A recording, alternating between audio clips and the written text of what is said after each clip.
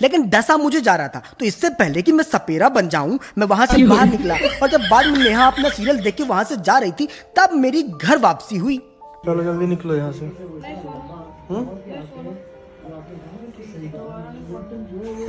देखिए, तो जब मैं टी वाले कमरे में वापस लौटा तो वाइफ अपने कमरे में आराम करने के लिए जा रही थी, लेकिन मुझसे भी जबरदस्ती कर रही थी कि चलो तुम भी आराम करो। तो मैंने मना कर दिया। तो जब भी मैं वाइफ को किसी बात के लिए मना करता हूँ तो उनका एक ही डायलॉग रहता है, ठीक है दोबारा मत बोलना। तो मैं हमेशा दोबारा नहीं बोलता, तीसरी बार बोलता हूँ। खैर उसके बाद मैं गया बार्बर की दुकान पे बाल कटाने के लिए। तो जब मैं वहां पहुंचा तो देखा बार्बर की दुकान के बाहर 2 लड़कियों की फोटो लगी हुई है। मुझे एक बात समझ में नहीं आती कि लड़कियों की फोटो देखे बिना क्या लड़के बाल कटवाने भी नहीं आ सकते। खैर मैं तो बाल कटवाने के लिए अपने 2 कमीनों के साथ आया था। वैसे आप लोग समझ गए होंगे कि किन की बात कर रहा हूं मैं। तो बाल कटवाने और दाढ़ी घिसवाने के बाद जब मैं अपने घर वापस लौटा तो देखा कि ये देवा, घर के बाहर तो चप्पलों का मेला लगा हुआ है। इसका एक ही मतलब था कि घर में घर के बाहर के लोग भी आए हुए थे। तो जब मैं वाइफ के पास गया तो देखा कि वाइफ अपने जिम में वर्कआउट कर रही थी। कहने का मतलब है कि खाना बना रही थी। तो वाइफ के खाना बनाने के बाद, मेरे खाना खाने के बाद जब मैंने वाइफ से कहा कि मुझे अभी और भूख लगी है, मैं तो घर के बाहर से भी खाना मंगाऊंगा, तब वाइफ ने बड़े प्यार से मुझसे कहा कि हाँ ठीक है मंगा लेना,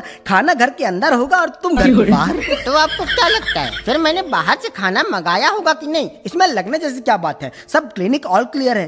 खैर थोड़ी देर बाद मैं घर के पास वाले एटीएम पे गया जहां से मुझे कुछ पैसे निकालने थे, क्योंकि अगले दिन मुझे भी तो निकलना था।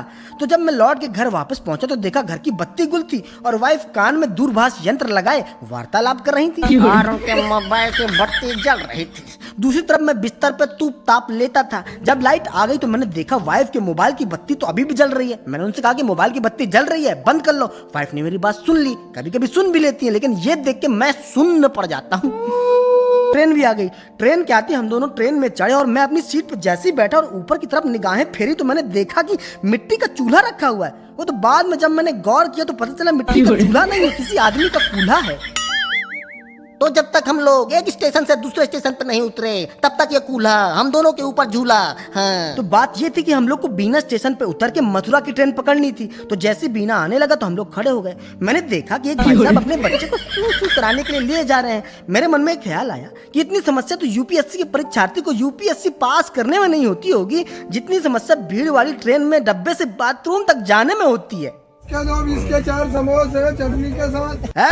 ट्रेन में किसी को भी समस्या हो सकता है, लेकिन चाय और समोसा बेचने वाले को नहीं।